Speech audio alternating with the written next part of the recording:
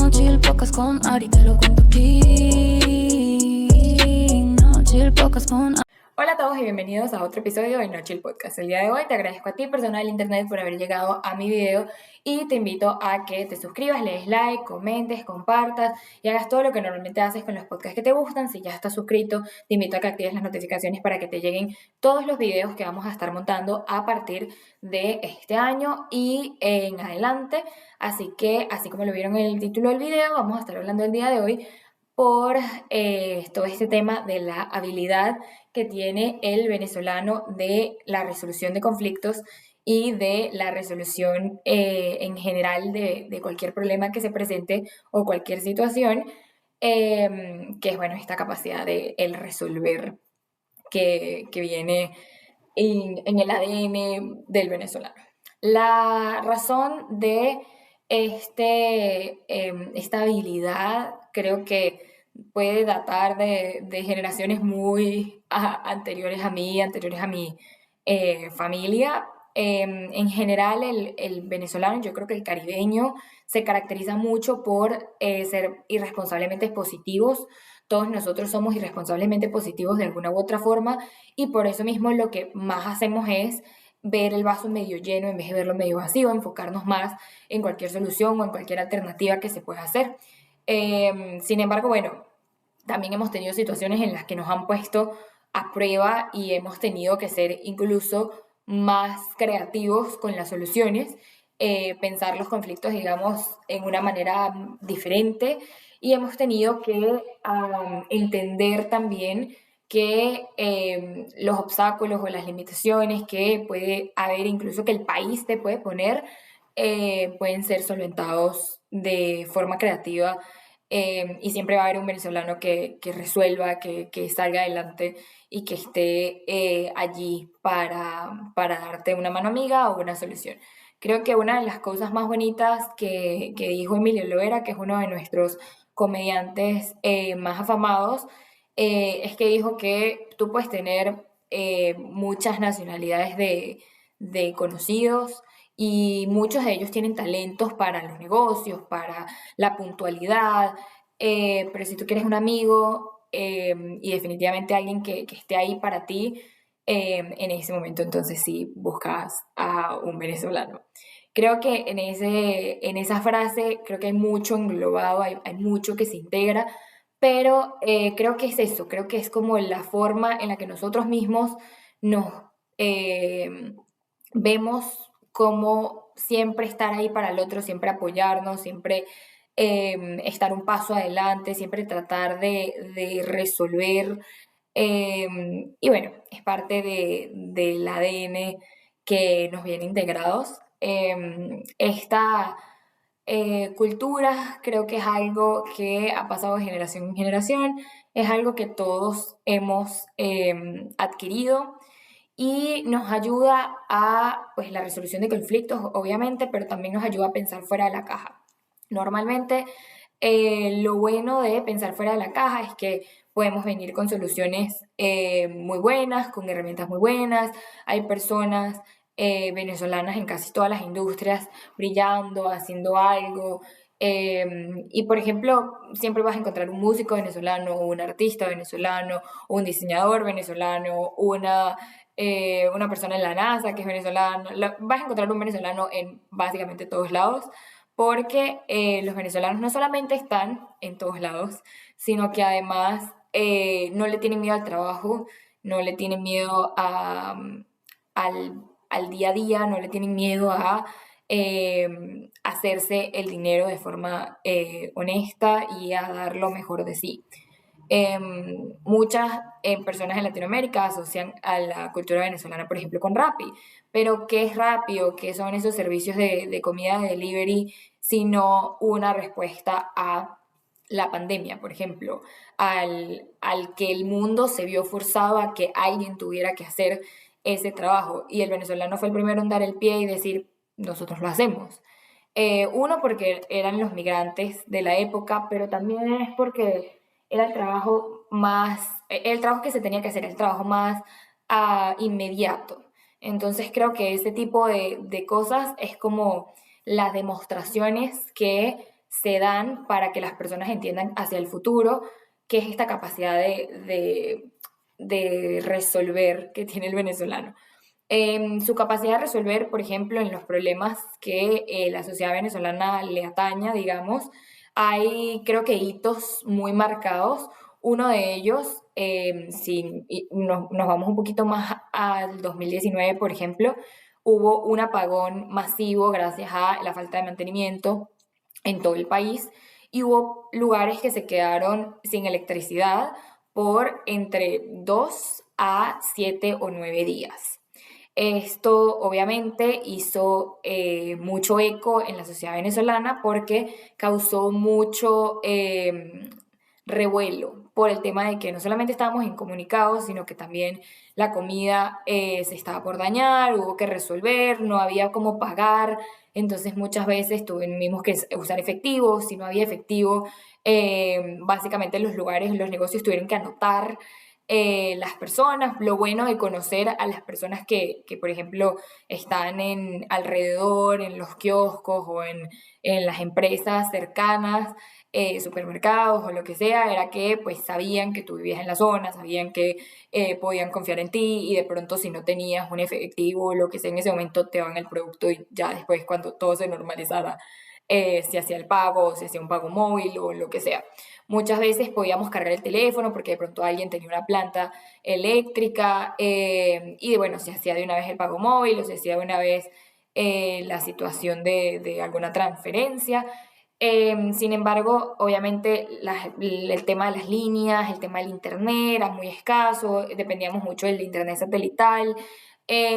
Había muchos conflictos en cuanto a las comunicaciones, pero obviamente dado a la falta de electricidad. Entonces, en ese momento histórico hubo gente que trajo hielo, pero también hubo gente que antes de que se le dañara toda la comida que tenía en la nevera, decidió hacer comilonas o hacer bastante comida, buffets de comida para la familia, para darle a los vecinos. Entonces, hubo momentos de integración, hubo gente que dijo, bueno, yo entonces voy a cocinar toda esta comida, entonces ustedes tráiganse unas cervezas o lo que sea. Hubo gente que llegó de la nada porque obviamente como que no había cómo avisar, entonces llegaron, avisaron, subieron a los edificios o entraron a las casas y estuvieron compartiendo el tiempo que duró la falta de electricidad. Fueron momentos obviamente de incertidumbre, pero también fueron momentos de bastante unidad en cuanto al apoyo y en cuanto a esta capacidad de resolución. Obviamente se trató de buscar como estas neveras pequeñas que son unos envases donde tú puedas poner hielo y tratar de mantenerlo las cosas la mayor cantidad de tiempo posible. Sin embargo, ya a los 9 o 7 días ya muchas de las cosas ya no tenían ningún sentido. Estarlas como resguardando porque ya no había hielo posible, ya digamos que había mucho conflicto para incluso mantener, por ejemplo, las plantas eléctricas funcionando,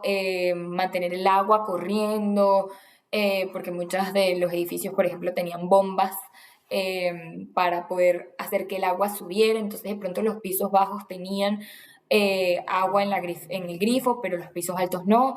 Entonces, digamos que muchas veces hubo incluso que la gente de los pisos altos tuvo que bajar a los pisos bajos a agarrar agua para poder subir. Y esos son los momentos en los que las dificultades siempre sale la capacidad de resolución del venezolano para,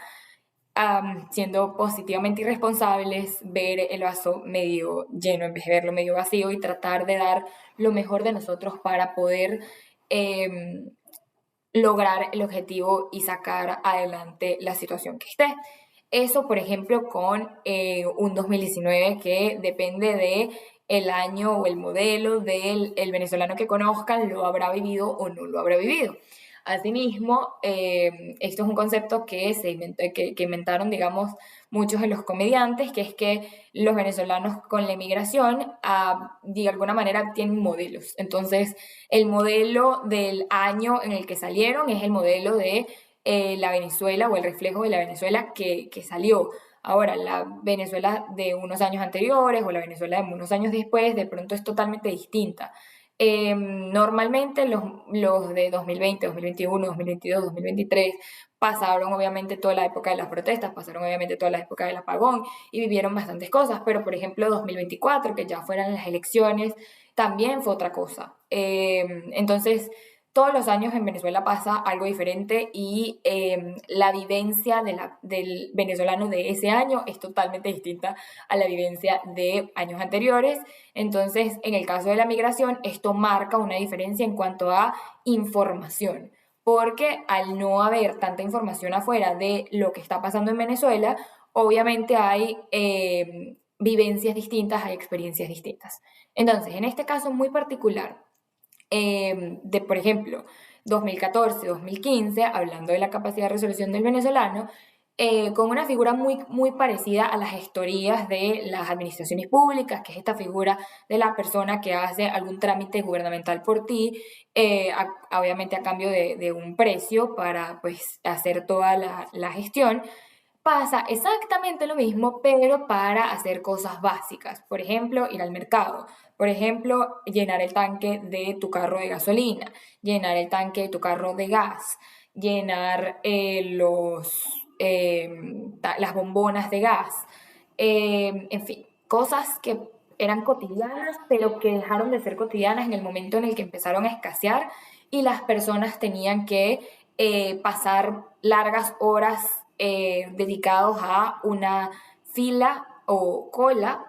como le decimos en Venezuela, para esperar a que pudieras ingresar en el supermercado o en la farmacia o en la gasolinería para poder hacer uso de, obviamente, comprar el producto, llenar el tanque de la gasolina o incluso tener los insumos médicos para salvar a algún familiar. Entonces, este tipo de personas se empezó a utilizar y se puso muy de moda porque habían personas que tenían otras obligaciones o que de pronto tenían un familiar enfermo o que de pronto no tenían cómo pasar todo su día en este lugar, entonces tenían que utilizar a otra persona que tuviera el número de terminal de cédula, que es el ID venezolano, que le tocara en ese día para poder de pronto comprar un insumo médico o adquirir algún producto de primera necesidad o de comida en un supermercado. Esto también se hizo bastante habitual, incluso con gente que salía y que compraba productos en la frontera con Colombia y de pronto iban a Cúcuta, compraban cosas en Colombia y se las ingresaban a Venezuela para poder comercializarlas. Digamos que hubo mucha capacidad de resolución en ese sentido. También hubo gente que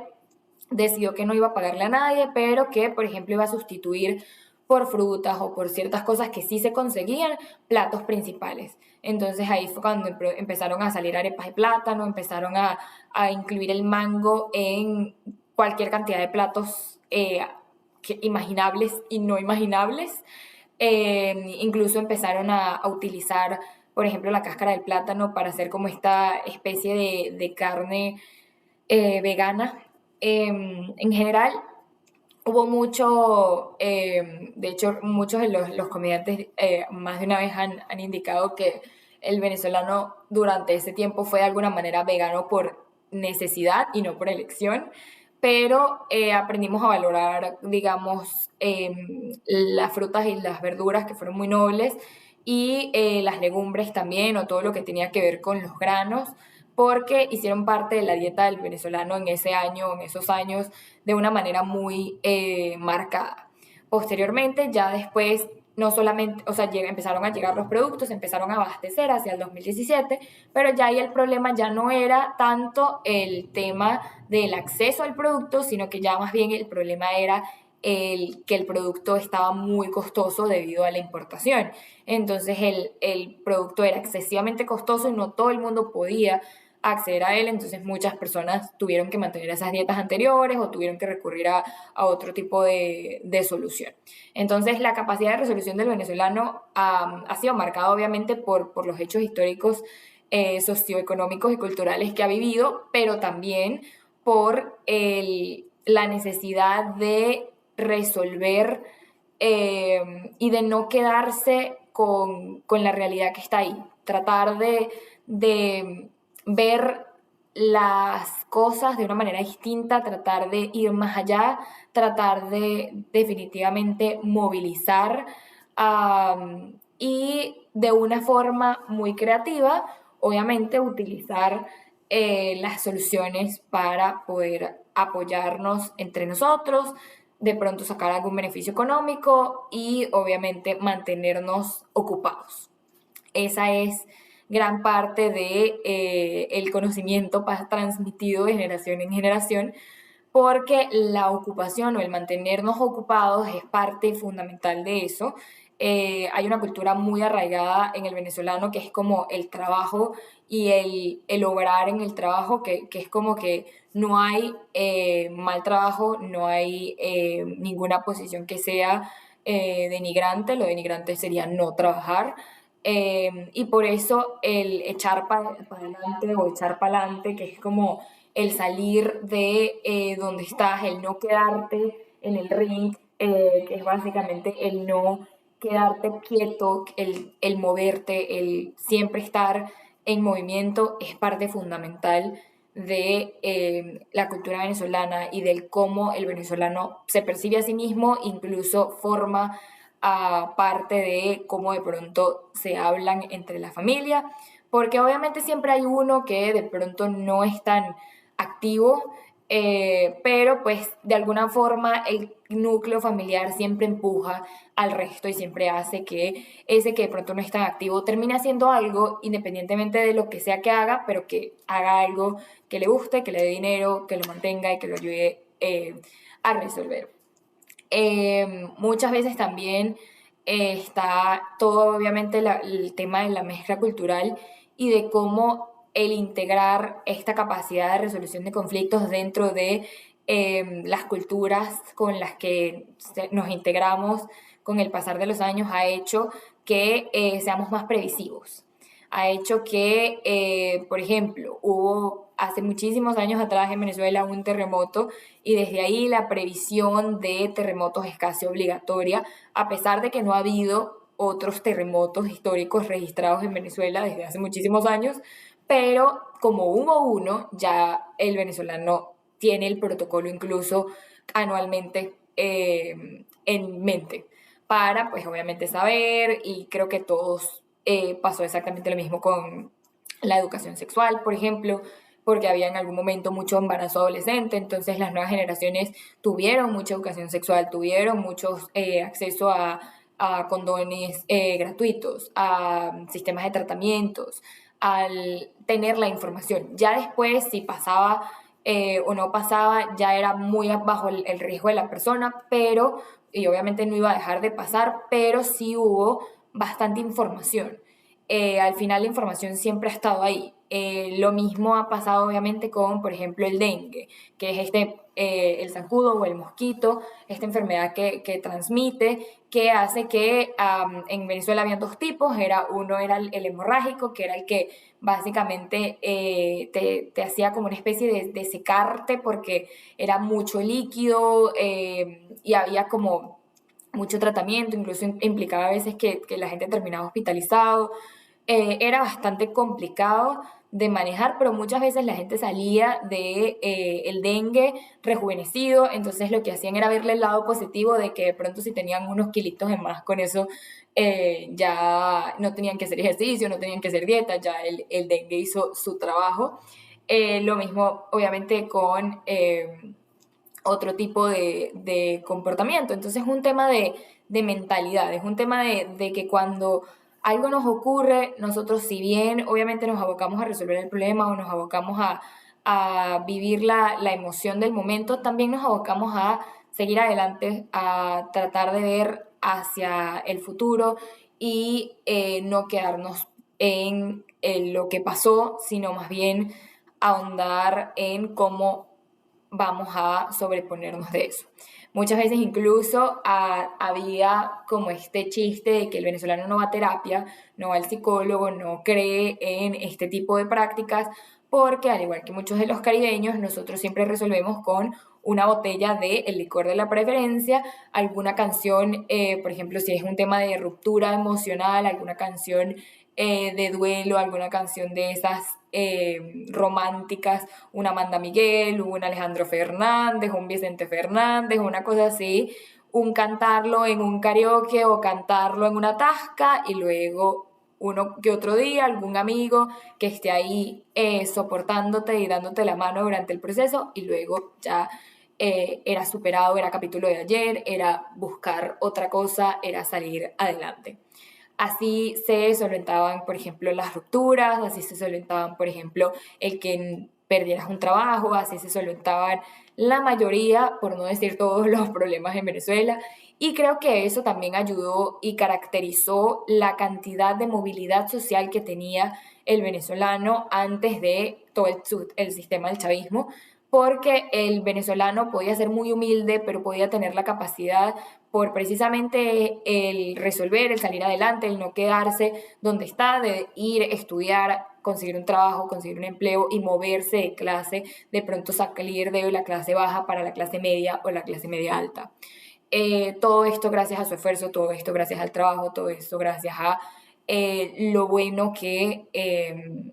es cuando se trabaja y cuando se logran las cosas, cuando se tienen sueños o cuando sencillamente se tiene una determinación lo suficientemente grande como para ver el vaso medio lleno. Así que mi mensaje de hoy sería que sigamos este ejemplo hacia el futuro, sigamos viendo el vaso medio lleno, sigamos siendo irresponsablemente positivos y, ¿por qué no?, tengamos este impulso de movilización y mantengamos el no tenerle miedo a ningún trabajo y el siempre honrar el trabajo y el emprender de acuerdo a lo que sea que sea bueno para que el futuro las personas perciban la migración venezolana de la forma en la que somos como personas trabajadoras, como personas que